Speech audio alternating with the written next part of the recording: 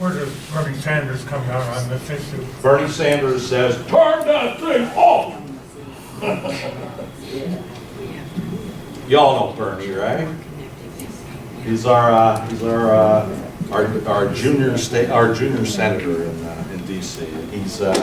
He's actually loved by lots of Republicans and lots of Democrats because he spends a lot of time going out and talking. He's quite a character, but he's against the subsidization of nuclear power and is very much in favor of efficiency. And he's a nice guy. You mentioned what they're doing in Germany. Closer to your mouth. Yeah. And just in the back, it's a pity it's dark, but there's a large solar array just a block or two down Right. the street, and that's a German company. Right. I saw I that. think it's Geely or something that's put that up. Yeah. So and you won't see anything like that anywhere around here in South Haven until that showed up. So they are, I think what you said, they're going to show the world. Yeah. how And this one of the can be done. reasons that they invited me as a person from Vermont to go over there is that in Vermont they see that we're really working hard to close the plants. And at the same time, we have what's known as a feed-in tariff in Vermont, which is the centerpiece of how the Germans are transitioning with renewables. And what a feed-in tariff is basically, it's like a net metering arrangement on steroids. You're really encouraging people to make large investments in large solar arrays and wind in return for a premium payment for the output of those plants. And in Germany, when you see the pictures of Bavaria, and they say, oh, you know, in Bavaria they have more solar panels on the roofs than in all of the U.S., it's because it's just a deal that's too good to pass up. And that's how you get that kind of capitalization done in the absence of just flat out public funding. So would you say that pretty much like people refer to nuclear power now as a dinosaur, it's on its way out? And maybe oil and gas use might be a dinosaur too, if we're looking towards the end of the century. Just what I see, I think the industry they're panicking and they're underestimating, severely underestimating what the average person now thinks about nuclear power in the face of Fukushima. They're really, you know, because I'll just all the time, you know, if I'm waiting for a bus or if I'm standing, I'll go, you know, what do you think? They'll say, what do you do? I was talking to a security guard in Indianapolis. What do you do? Oh, you know, work on energy policy. Well, what else? Well, I work to close nuclear power plant. Well, that's a good thing. That Fukushima thing's a mess. This guy was just, you know. And then oil and gas, I have to say this. You know, I also have done a lot of work on coal-fired power plants in the Ohio River Valley mainly and other parts of Indiana over the years. And we did a lot of fighting to clean them up, to reduce the sulfur dioxide emissions and so forth. That was a big battle through the 80s and into the 90s. And so I got used to looking at all these emission numbers and trying to figure out what it would take to clean this emission up and this and that, this and that. And now we're trying to figure out, you know, what to do with carbon dioxide. And the numbers are mind-boggling. But I have to say this, that I am incredibly encouraged by how many young people are picking up that mantle and saying, we're going to do this. We're going to close, you know, coal and oil-fired power plants, and we're going to make a transition in the transportation and thermal heating, because this is what our mission is. And you know, there are lots and lots. There are tens and thousands of young activists, and that's what they're really, you know, grabbing onto. And most of them don't like the news yet. Okay. Are you almost? Go ahead. We'll take your question, her question, I've got another one back there, and then we're gonna have to call Yeah. it quits tonight. I'm sorry, but we need to be out of here by 9 o'clock, so. Go ahead. Okay. Oh, no, I'm loud. Okay. Yeah. Not from New York originally. Yeah. I'm a New Yorker, but I'm a Michigander now. I live in Holland. I just kind of want to talk about, I'm really interested in helping out. I mean, I feel like everything's connected. I'm with Michigan Cats, which is Michigan Coalition Against Tar Sands. And I'm actually currently facing a felony for locking down some equipment for that expansion of the pipeline that burst. And trying to shed some light on the fact that they are, under the guise of reparations, expanding this pipeline and avoiding all kinds of laws and all kinds of regulations. So this time when it's double its capacity and it spills, it's going to be 2 million or more gallons probably. And so I kind of feel like these things are all connected. And I know we're going to trial because we don't think we deserve a felony for resisting, obstructing, the same as assaulting an officer. We were cut out of our devices, and we're the ones who put our bodies out there, and they could have cut our arms off, you know, so I just kind of feel that's absurd. And I feel like we have to really fight for the ability to protest. But it's just amazing. And I actually went to court yesterday for motion to quash, and the judge is telling us how we should be protesting. We should be at the Supreme Court. We're not going to change anything by locking on to this. You're not going to stop the oil companies. And it's like, wow. Like you believe that, wouldn't you? It was just like, wow, you know. Anyway, so I don't know. I just kind of put it out there, and I'm really interested. Growing up in the city in Brooklyn, I moved to Holland, Michigan, and I fell in love with nature. There's nothing in my life I've ever experienced like the dunes and the ecosystem of Michigan. It is the most amazing thing. And I have a 5-year-old and a 17-year-old, and you know, I don't know. I just feel like all these things are connected, and I really would like to connect the dots and work together and save this damn lake. Do you have any connection to Hope College? Because we're really trying to get in there and in touch with some kids. So if you, I could. I mean, I know some. Okay, I could all right. do some work there, but We need yeah. to. I'm sorry. I just kind of was making a statement. I didn't mean to, I'm not trying to cut in on, you know. Okay. No, thanks. We're glad But to yeah, hear we it. should try to connect, and I'll try to get Hope. absolutely. Yeah. Dave, just a Yes, very quick, on this topic, some of us met actually at Green Drinks in Michigan City about a year ago to see about synergies and connectivities.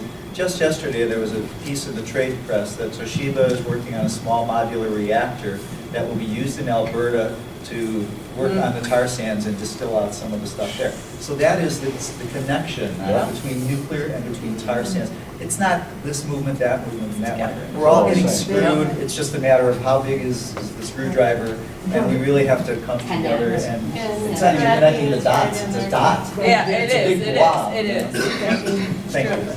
Just a couple of comments. I understand that they're picking up radioactive now on the shores of San Francisco that they feel has come from the Japanese plant that is obviously still leaking. The latest headlines in the South Haven newspaper, we will be allowing windmills, wind energy, which has been a long time, no, we're not going to do it. Now they're taking a look at it and saying, hey, we need something. So it might not be long before we all have them in our yards, and you know what? We don't need Palisades anymore then. We'll be selling energy back to South Haven is what's going to happen. There you go. Great. Yeah. Could I get you to address, I know this will be the last question, but could I get you to address the cost of the health effects and how there's a dire lack of information about reciprocal or not, peripheral damage that happens in terms of leaks in the community and also in the water system? I mean, so often we talk about the mechanicals, the buildings, and some of these things, but there's a lot of health effects that are not being measured, and I think that's another way to appeal to the public that the risk in terms of the economic benefit to the community by having an area that is unhealthy while people are having problems because of these situations. We need to really be more open and bring that to the public. Well, I certainly agree, and I just And that's would, what next month is all about. yeah, I would say that there are people who know a whole lot more about the health impacts than I do. That's not really an area I work a lot on. We have someone coming here next Great, month to talk great, about because you know, the effects of something that's invisible and tasteless and odorless can be very hard to track down. But I would say, you know, we brought a medical doctor named Dr. Eisenberg from Germany to Vermont. This is how part of that connection got made. And he was involved in studies in Germany around childhood leukemia incidents within the proximity of reactors. And he's pretty convincing about making a definitive connection between the reactors and the childhood leukemia rates. So Well, the NRC spokeswoman is interesting, isn't it? She was involved in the Chernobyl meltdown Yeah. and ended up getting leukemia. Ah. And this is the woman that is the spokesperson for the NRC, which I find really interesting. What's her name? Victoria. German name. I haven't seen her lately. What? She's still around. Victoria Midling? She's an attractive blonde, but I think, yes, she still is She's with still around. Region 3. But she said she got leukemia as a result of the meltdown. And she's now the NRC spokesperson. She sure has. Well, the Russians were known for their misinformation. Oh, too. that was terrible. Well, now you So- can take, so- now you Sorry. can take tours I'm through sorry, there. Another yeah, question. please. Kevin and I were there in 2006. That's incredible. Okay. I'm not gonna Hunters visit don't Fukushima. work. Yeah. Okay, so, One more question. He wants to. so I really appreciate not delving in facts that you're not actually positive about. I think there's a lot of coincidence that get put out there, but for Craig, I think would be the best person to answer this, and maybe you could weigh in, is, you know, we talk about the alternatives. We talked about solar power, we talked about wind. Who's maintaining the transmission system when every individual? How do you get power from these independent things to other houses? Who's paying that cost? I'll take that. And when the sun isn't shining and there's 1,000 megawatts of power that is lost, is every one of us willing to not have electricity that day because you have to have a spending reserve for when the renewables aren't renewable? Well, if the Germans can do it, why can't we? No, they have less sun, they have less sun. No, I'll actually, I think this year is, No, this is, it's- 2014 is a wonderful year to be involved in this type of initiative because in 2013, we passed the tipping point for solar energy being a viable economic solution in Michigan. And in 2014, it's even better. I purchased, for my Christmas present from our family, a solar array for our house. It will be providing about 1/5 of our energy consumption. And I also invested in energy conservation things that will cut down my energy consumption by about 20%. All for a very low price, and that will actually pay back in the conservation pieces, pay back in less than a year. So they're just totally just an economic decision, not anything to do with the environment. They just make economic sense. The question is, and it's a very important issue, and that is, what do we do when the sun isn't shining or the wind isn't blowing? And the answer, again, is a beautiful answer that's now a reality in 2013 and 2014, and that's the electric car. And this is my opinion, but the electric cars, like the Leaf, has a 24 kilowatt battery pack in it, and coincidentally, the average American home uses 24 kilowatts a day. So the battery pack in the vehicle, and these are small battery packs for a car, have the capacity to power your home for an entire day. So the answer we didn't have just 5 years ago, we do have today, and that's the combination of technologies like the electric vehicles, solar and wind. The big difference, and the reason I'm an advocate for those types of renewable energies, is there's no risk, or the risk is much less.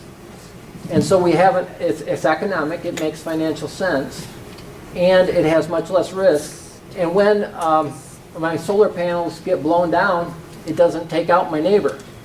And the transmission cost is a real cost, and right now the transmission system in Michigan is, I think it's the AEC, is that the name of the corporation that owns the transmission lines? In ITC? ITC, yes, and it's separate from the utilities, and they charge for grid access. It's a line item on everybody's power bill. You'll see grid access there. And so as a consumer, the way that my power can be shared with my neighbor when I overproduce is through the grid, and I pay the grid access fee just like everybody else in the room. So that cost won't go away, and we need to have the grid. The grid is an important part of our solution so that when my panels aren't producing, but someone where the sun is shining is producing, that we can share that electricity. So they I would have, like to talk to you after this, because Sure. I think we have some gaps in the volume of electricity that we're talking about. absolutely, You know, 'cause yeah. me and you, we have solar panels on our house. We can talk after that. Sure, It's not yeah. taking up everyone's time. I would just add to that, and again, given the great experience I had in Germany last month, it's important to keep in mind that we're in a very dramatic transition here. And all of the answers, aren't apparent yet. And all the technologies that might be applied to all the different things we're going to run into as we move into a non-combustion, non-fission predominant, power system. It's probably, we're looking at decades here, number one. But I would hope that, between the advances that we've made as a species with regard to computers and software, in addition to other technology advances in the form of storage, energy storage. Not the car's a great one, but there are other people out there that are just going crazy trying to be the If there's a first one. solution with energy storage, that's a game changer. Right. If you can figure out how to store energy, that is a game changer. And they're doing The whole it. world. It's happening right now. Not really. One thing that Huh? they can do is you can have compressed air. Here's another one. So if you compress air when you have energy, then you can release that energy overnight. That's something. I hate to call. Just one. You could have a whole, Okay. Just one you thing. could do a whole evening. We have been making nuclear waste for over 70 years, and we do not have a solution for that yet. Okay, so the solutions for, baseload power, they're coming. They will advance much faster and much more exponentially than we've ever been able to figure out what to do with the nuclear waste. And that is a bigger problem, and I think we're gonna solve all those problems as we move towards everybody wanting renewable energy. Sorry, I would love to actually.